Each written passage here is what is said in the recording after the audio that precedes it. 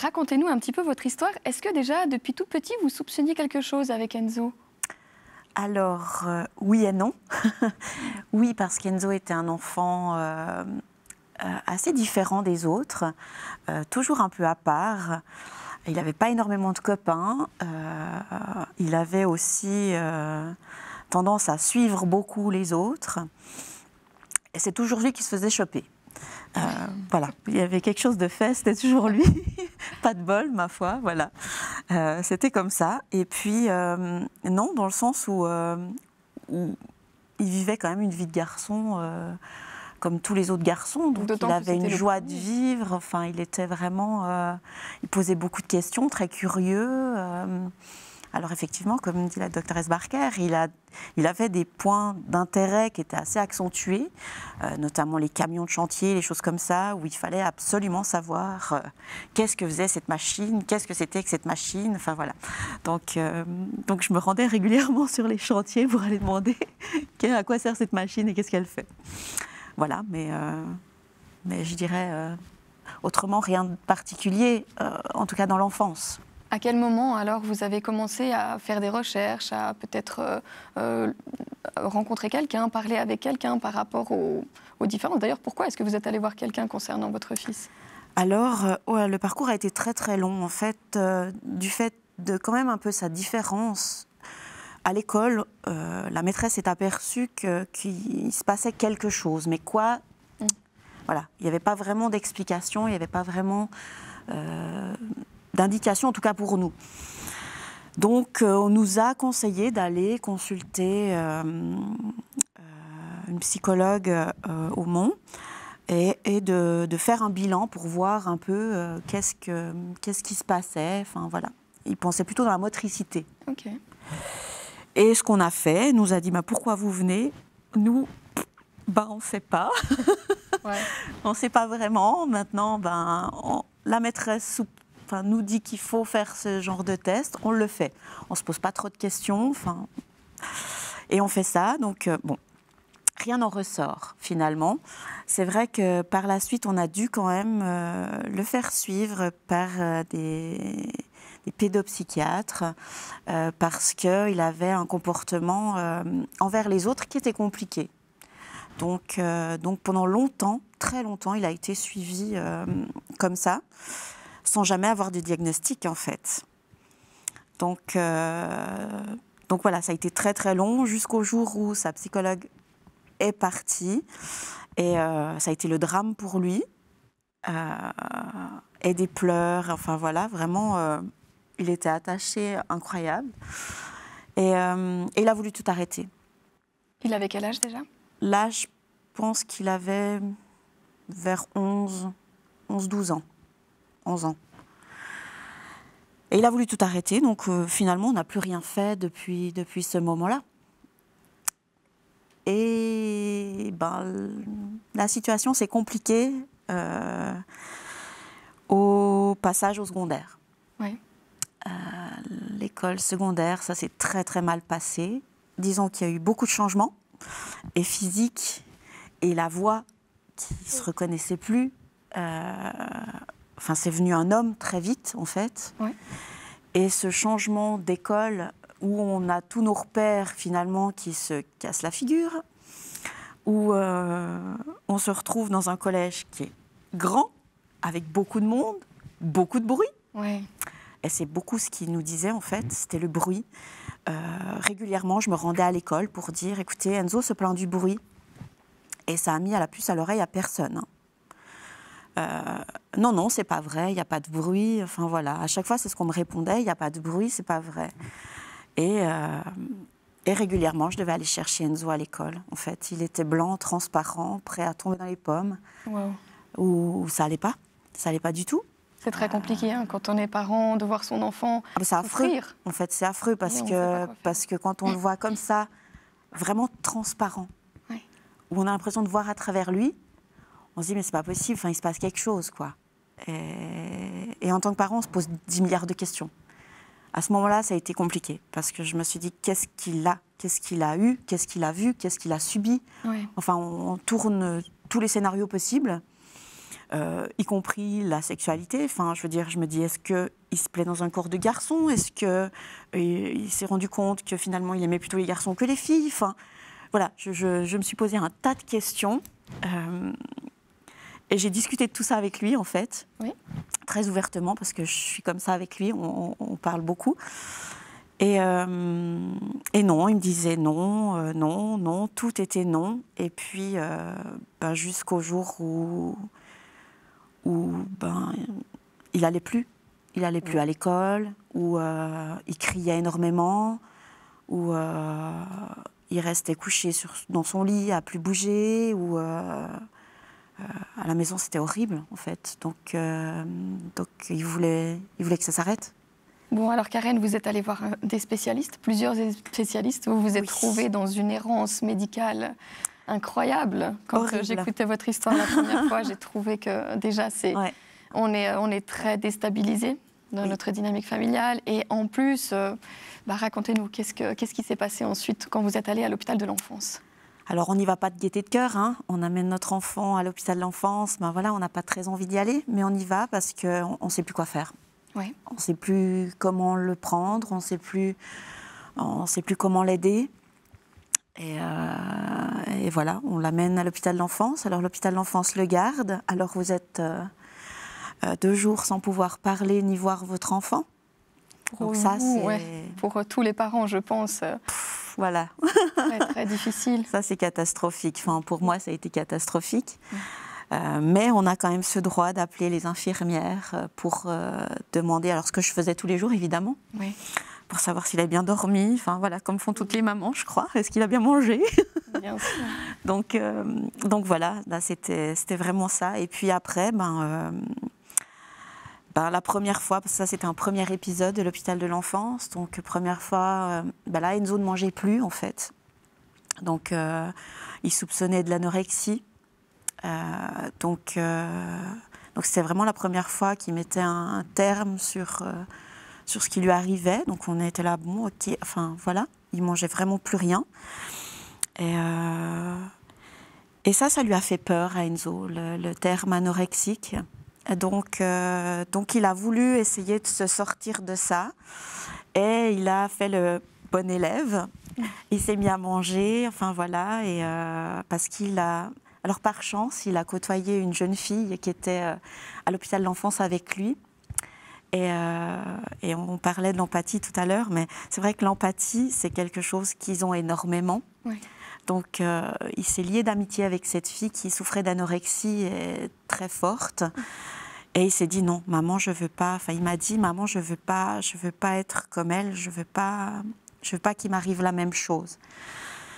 Et il a été vraiment sensible à son histoire et à ce qu'elle vivait. Donc, il s'est battu, voilà. On a pu ressortir de l'hôpital de l'enfance. On nous a dit qu'il fallait qu'il soit suivi quand même par une psychologue. Donc, ce qui a été fait via le SUPEA, enfin voilà. Et Enzo a tenté, tant bien que mal, de reprendre une vie normale. Je dis bien tenter parce que ça a été de courte durée. Il a réussi momentanément à retourner à l'école, mais par épisode. D'un coup, il n'y arrivait plus. Et on en a été jusqu'au stade où il était paralysé dans son lit. Où il était vraiment plus capable de se lever. Où c'était trop, en fait. Où vraiment, il me disait, maman, je ne peux plus bouger. Et ça, c'est horrible. Absolument. C'est horrible parce qu'on se dit, mais qu'est-ce qui t'arrive? Enfin, mais oui, d'autant que vous faisiez quand même des choses, vous l'emmeniez, vous faisiez des recherches, vous étiez avec lui, vous êtes toujours une maman, ça se voit, qui est très à l'écoute et bravo pour ce que vous faites pour votre enfant. Donc effectivement, quand on voit notre enfant dans cet état-là, on se dit qu'est-ce qu'on peut faire, Mendy, dans ces cas-là? Qu'est-ce que vous conseillez aux parents qui se retrouvent dans des situations où on essaye d'accompagner son enfant, mais finalement on n'arrive pas à trouver la solution? Oui, c'est une grande question. Ce qui est terrible, c'est parce que, et je crois que ça a été le cas, c'est qu'il y a des listes d'attente partout pour pouvoir avoir des consultations spécialisées. Alors, c'est vrai que, voilà, il faut insister, il faut pouvoir aussi parler toujours à son pédiatre pour pouvoir aussi... voilà. Oui, mais moi j'ai tenté. Ouais. J'ai tenté le pédiatre. Oui, parce qu'à ce moment-là, Et j'y allais régulièrement. Pas de diagnostic. Non, toujours pas. J'allais régulièrement chez le pédiatre parce qu'Enzo souffrait de maux de ventre. Oui. Tout le temps, il avait mal au ventre, tout le temps. Et pour finir, je me suis énervée, en fait, auprès du pédiatre. Et le pédiatre m'a dit, il ne faut pas chercher des problèmes là où il n'y en a pas. Oh. Voilà. Donc pour lui, en fait, au niveau médical, il n'y avait rien. Ouais. Donc voilà, On le en revient à la pédiatre question de la formation, là. était dans la Les méconnaissance professionnels. totale, en fait, du sujet, j'imagine. Enfin, j'en veux pas du tout. Je veux dire, il a fait son travail de pédiatre. Ouais. Voilà, ça sortait de ses compétences et... Qu'est-ce qui s'est passé, du coup comment vous êtes arrivé au diagnostic, finalement? Oh, ça a été super long, en fait, parce que ben, redescente aux enfers pour Enzo, il allait toujours mal, peur qu'il fasse une connerie, parce que bah, il était dans son lit toute la journée, il voulait plus ouvrir les stores, il voulait qu'on peigne sa chambre noire, il a perdu tous ses copains, ah, c'était affreux. Ouais. Donc, rebelote, hôpital de l'enfance, parce qu'on ne sait pas quoi faire, parce que... Alors là, ben voilà, avant l'hôpital de l'enfance, en fait, mon fils faisait beaucoup de crises de nouveau. Il se révoltait, en fait, et ce qu'on n'avait pas compris, mais il se révoltait parce qu'il était incompris. Ouais. Et mon mari lui a mis une gifle, parce qu'il l'a insulté, enfin voilà, donc ça dépassait les bornes, il lui a mis une gifle. Et sur ce... On est parti à l'hôpital de l'enfance parce qu'on, de nouveau, on ne savait plus quoi faire. On était de nouveau dans l'impasse. Un enfant qui va mal. On était démunis. Ouais. Et là, c'est autre chose. Parce qu'il y a eu une claque. Parce que la donne n'était plus la même. Ouais. Donc, ça a été le pire moment de ma vie. Vraiment. Où on est devant des psychologues, le grand chef du service, des infirmières, enfin, tout un tas de gens. Déjà, on n'avait pas vu notre enfant, enfin, moi, je n'avais pas vu mon fils depuis de nouveau 2 jours parce que, nouveau psychiatrique, machin, enfin, on les enferme, enfin, de la famille, on les isole de la famille. OK. Je n'avais pas vu mon fils, je le vois devant aussi tous ces gens.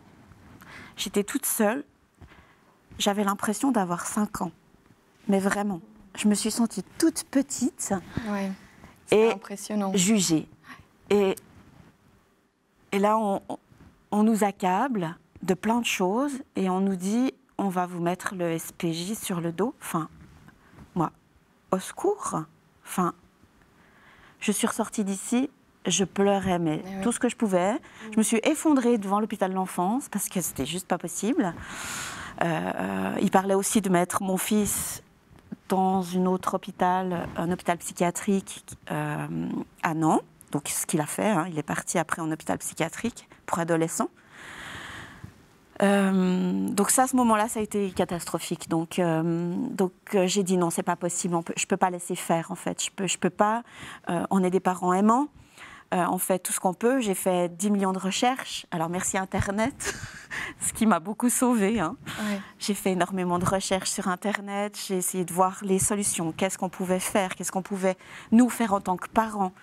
Donc, on s'est inscrit à Histoire de parents. Enfin, c'est quelque chose qui se fait quand on a des difficultés avec les jeunes pour discuter entre parents. Et il y a des professionnels aussi qui sont là pour régler des situations peut-être problématiques. Et j'en ai fait part, justement, à l'hôpital de l'enfance. Donc, du coup, ça a calmé un petit peu les ardeurs des menaces de SPJ et autres. Enfin, ça ne s'appelle plus comme ça, d'ailleurs.